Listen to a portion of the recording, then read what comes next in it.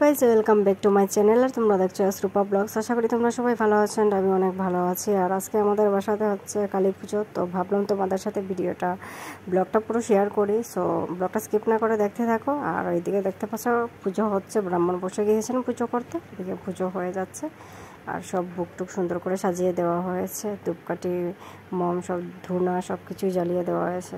তারপরে দিকটাতে আমার পিসি শাশুড়ি ছিলেন, আমার মামি, আমার দিদা, আমার কাকু সবাই মিলে।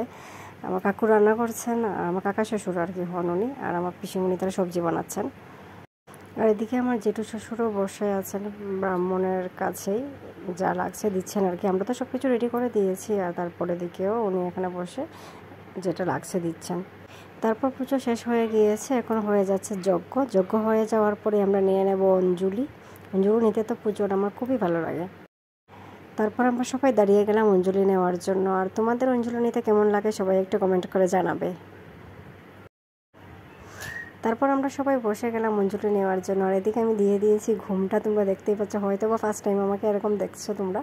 সো ঘুমটা দেওয়াতে আমাকে কেমন লাগছে সবাই একটু কমেন্ট করে জানাবে। আর আমাদের অঞ্জলি নেওয়া শেষ হয়ে গিয়েছে, আমরা ত্রাসও নিয়ে নিয়েছি।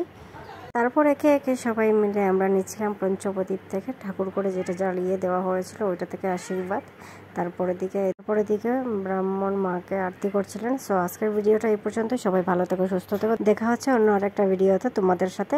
Tata guys.